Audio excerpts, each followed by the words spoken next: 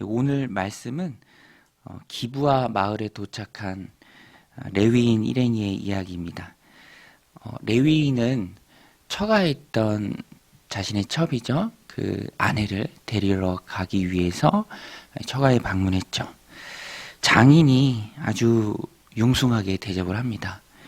그리고 그를 계속해서 붙잡죠. 그래서 금방 데리고 또 자신의 직무, 이 레위인의 직무를 행하기 위해서 가야 하는데 그 집에서 많이 지체했습니다. 5일이나 일정이 늦어졌습니다. 이런 것을 보면 우리가 이 레위인이 상당히 우유부단하고 또 결단력이 부족하고 또 판단력이 희미해졌다라는 것을 우리가 알 수 있죠. 그의 행실을 보면 세상에 끌려다니는 사람이다라는 그런 인상을 받습니다.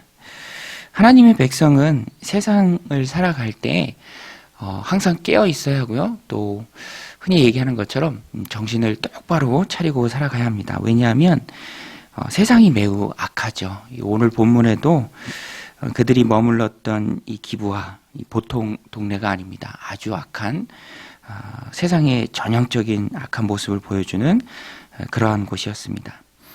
여기서 믿었던 사람들에게 냉대를 받고요. 또 나중에는 내일 본문인데요. 또 끔찍한 일을 당하기도 합니다. 그런데 그 사람들이 바로 동족이었죠. 처가의 집을 출발한 지 오늘 본문을 보면 얼마 지나지 않았을 때 날이 어두워졌습니다. 종은 가까이 있는 여부스 마을에 들어가서 유숙하자라고 하지만 레위인은 어떤 기대가 있습니다. 이방 민족보다는 동족인 베냐민 지파에 속한 기브아 마을로 가자. 그것이 낫다라고 말합니다. 그러나 그의 기대와는 달리 기브아 사람들은요, 이 레위인 일행을 무시하고 못 본 채 했습니다. 날이 어두워졌지만 또 레위인이 넓은 성읍 가운데서 앉아 있었지만 아무도 그를 대접하는 사람이 없었습니다. 오늘 말씀 15절에 보면 기브아에 가서 유숙하려고 그리로 돌아 들어가서 성읍 넓은 거리에 앉아 있으나 그를 집으로 영접하여 유숙하게 하는 자가 없었더라. 이것은 잘못된 것입니다. 왜냐하면 율법에 의하면 나그네를 잘 대접하는 것이 마땅한 하나님 백성의 도리였습니다. 그러나 기브아 백성들은 하나님의 말씀을 떠나 있었고요. 그래서 말씀대로 살지 않았습니다. 누구도 이렇게 나그네로 있는 레위인을 그 일행을 돌아보지 않았습니다. 어둑한 밤에 나그네를 그냥 밖에 세워두는 것, 그들이 바로 기브아 사람들이었고 그런 모습이 바로 그들의 현재의 영적 상태를 보여줍니다. 나그네를 대접하지 않는 사람들. 이렇게 오늘 본문을 보면 우유부단하게 끌려다니는 인생을 살았던 레위인, 또 그의 기대와는 전혀 다르게 흘러가는 기브아 사람들의 냉대, 이런 상황을 보면서 우리가 깨닫는 것이 무엇입니까? 지도자에 속한 레위인이나 지도를 받는 일반 백성 모두가 다 당시의 이스라엘 사회 모두가 다 하나님 말씀에서 떠난 시대였다라는 것입니다. 말씀에서 떠나 세상에 치우쳐 사는 시대가 바로 당시였습니다. 말씀을 지키며 살아가는 모습이 없습니다. 말씀이 삶의 매뉴얼이죠. 그런데 매뉴얼을 무시하고 모두가 치우쳐 악을 행합니다. 이기적으로 살아갑니다. 이것이 바깥 세상의 모습이 아니라 하나님 백성 공동체의 모습이다라는 것입니다. 레위인은 거룩을 추구해야 하는데 거룩과는 거리가 멀죠. 첩을 두고요. 또 행음한 첩을 찾아 나서고 대접받느라 시간을 다 지체하고 어두울 때 떠나서 위험을 자초합니다. 말씀이 없이 형식만 남은 삶, 레위인을 통해서 알 수 있고요. 또 그 레위인을 대하는 기브아 사람들, 마땅히 나그네를 대접하고 영접해야 하지만 누구도 먼저 나서지 않습니다. 나그네를 영접하지 않습니다. 이후에 알 수 있지만 영접하는 정도가 아니라 기브아 사람들은 아주 악한 사람들이었습니다. 나중에는 레위인의 아내에게 몹쓸짓을 하고요. 또 이 일을 행한 사람들을 심판하지 않아서 전쟁까지 합니다. 그러니까 내주면 끝날 일인데 그 사람들을 내주지 않았다라는 것은 그 사람들이 약한 일을 행한 사람들이 베냐민 지파에서 영향력 있는 사람이나 또 영향력 있는 사람들의 가족이라는 것이죠. 오늘 이런 암담한 이스라엘 백성들의 현재의 낮은 영적 상태의 모습을 보여주는 말씀을 보면서 우리가 깨닫는 것이 있습니다. 하나님의 백성은 하나님의 말씀대로 살아야 한다라는 것입니다. 그러할 때 만날 수 있는 모든 어려움을 피할 수 있고요. 또 어려움 당한 사람도 나그네들도 도울 수 있다라는 것입니다. 내 삶을 안전하게 지키는 것이 그것이 다른 것이 아니라 하나님 말씀 안에 거하는 삶이라는 것입니다. 하나님의 백성은 빛이죠. 어두운 세상을 비치는 밝은 빛입니다. 어두운 세상을 밝히는 빛이 바로 성도입니다. 또 성도는 세상의 소금이죠. 부패를 방지하는 소금의 역할을 성도가 하나님의 말씀대로 살아가는 삶으로 감당해야 합니다. 우리 예수님께서도 마태복음 5장 13절에서 말씀해 주셨죠.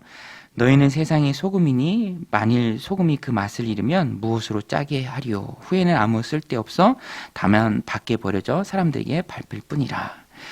하나님의 말씀대로 살아가는 삶의 기준, 그것은 그 방법은 우리가 하나님의 말씀을 내 삶의 매뉴얼로 또 내 삶의 기준으로 삼고 살아가는 것이죠. 매일 성경의 주제 성구죠. 주의 말씀은 내 발의 등이요 내 길의 빛이니라. 우리는 하나님의 백성입니다. 세상을 밝히는 빛입니다.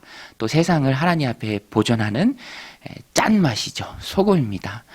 그 삶을, 거룩한 삶을 성도가 살아가야 합니다. 오늘 본문에 나오는 말씀은 그렇게 살지 못한 레위인, 지도자, 또 그렇게 살지 못하는 이스라엘 백성들, 그 암담한 시대를 우리에게 잘 보여주고 있죠. 그래서 오늘 우리는 이런 이스라엘 백성들의 삶의 모습을 반면교사 삼아서 우리는 더욱 하나님 말씀으로 살아야 합니다. 말씀을 삶의 매뉴얼을 삼을 때, 그 흔히 FM이라고 얘기하죠. FM대로 산다. 그게 필드 매뉴얼이잖아요. 우리가 하나님 주신 세상을 살아갈 때 우리에게는 필드 매뉴얼이 있습니다. FM대로 살아야죠. 그것이 바로 하나님의 말씀입니다. 아무것도 아닌 것 같아도 그 말씀대로 살 때, 말씀을 지킬 때 그 말씀이 내 삶을 지켜줍니다. 레위인이 말씀을 지키지 못해서 어려움 가운데 처했고요.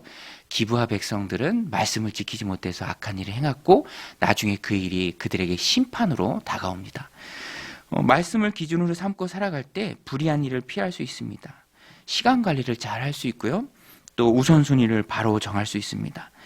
끊어야 할 것을 단호하게 거절할 수 있습니다. 그리고 여러 가지 길이 있을 때 지혜롭게 판단할 수 있습니다.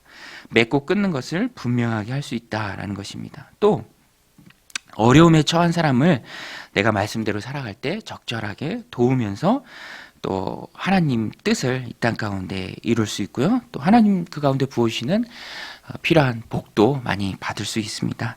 그래서 오늘 우리는 말씀을 매뉴얼로 살아가야 합니다. 말씀을 매뉴얼로 삼아서 살아갈 때 세상을 보존하는 그런 소금과 같은 인생들이 다 되시기를 주님의 이름으로 축원드립니다.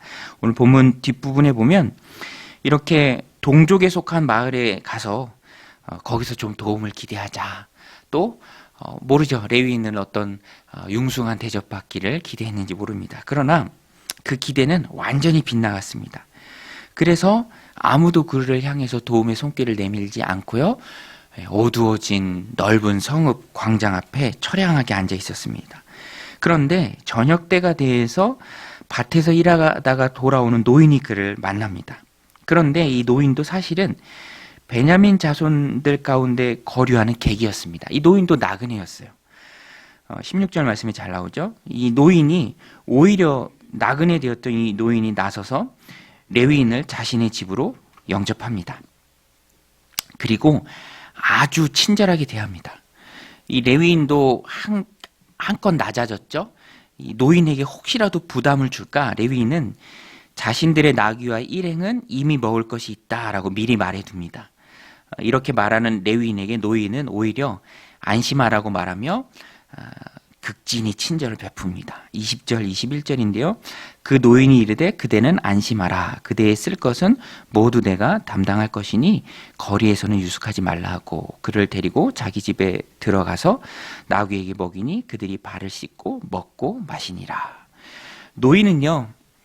처량하게 앉아있던 레위인이 불쌍했던 것입니다. 밤은 어두워졌고 아무도 도움의 손길을 내밀지 않고 그랬을 때 자신도 이 베냐민 지파 가운데 거하는 객이었기 때문에, 나그네였기 때문에 그 나그네의 마음을 잘 알고 대접했습니다. 자신도 나그네였기에 누구보다 그의 마음을 잘 이해했습니다. 그래서 그는 다가가서 말을 걸고 자신의 집으로 인도해서 친절을 베풀었습니다. 같은 처지에 있는 사람들이 서로의 마음을 잘 압니다. 그래서 같은 처지에 있는 사람들끼리 도움을 줄 수 있고요, 또 위로를 줄 수 있습니다. 저도요, 교회에 개척한 친구 목사님들 만나면 그렇게 위로가 되고요, 또 도움도 받고 서로 위로가 됩니다. 또 저에게도 하나님 주시는 그런 마음들이 있어요. 그런 어려운 교회들, 또 하나님 말씀 붙들고 힘든 시기에 또 교회를 세워가는 많은 분들을 도우면 참 좋겠다. 그 마음을 알기 때문에 그렇죠. 또 서로 그 마음을 이해하기 때문에 돕는다라는 것입니다.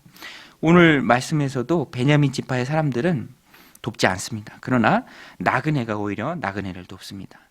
나그네라는 약자의 신분이 오히려 하나님 사랑을 베푸는 은혜의 통로가 된다라는 것입니다. 하나님은 약한 자를 사용하셔서 강한 자를 부끄럽게 하시는 분입니다.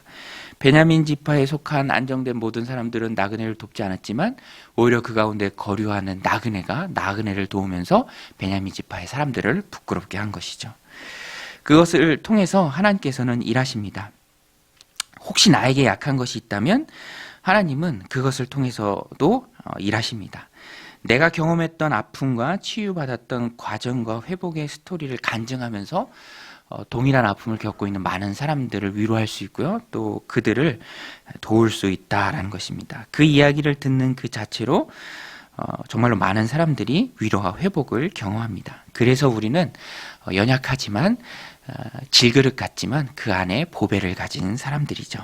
상처 입은 치유자들이라는 것입니다. 오늘 우리 가운데 약함이 있습니까? 하나님은 그 약함을 통해서 또 치유의 통로로 사람들을 도우실 줄로 믿습니다. 그래서 약한 것은 절대로 약한 것이 아니죠. 오히려 그 약한 것을 통해서 하나님께서 나를 귀한 치유의 도구로 사용하신다라는 것입니다. 오늘 이 말씀을 기억하면서 하나님께 쓰임받는 거룩한 질그릇이 다 되시기를 주님의 이름으로 간절히 축원드립니다. 우리 같이 말씀 붙들고 함께 기도할 때 하나님의 말씀을 삶의 매뉴얼로 삼고 살아가게 하소서. 또 연약함을 사용하신 줄 믿습니다. 많은 사람들을 위로하고 돕는 은혜의 도구로 하나님 나를 써 주시옵소서. 함께 기도하며 나아가겠습니다. 하나님 아버지, 오늘도 저희들의 새벽 주시고 새벽 준비를 나와서 기도로 하루를 열어가게 하시니 감사드립니다. 하나님 말씀을 내 삶의 매뉴얼로 삼고 살아가는 우리가 되게 하여 주시옵소서. 하나님의 말씀을 떠났을 때 삶의 기준이 무너지고 세상에 끌려다니고 휘둘리고 또 악하게 행하는 사람들의 모습을 봅니다. 하나님, 오늘 우리는 온전히 하나님 말씀 안에만 거하기를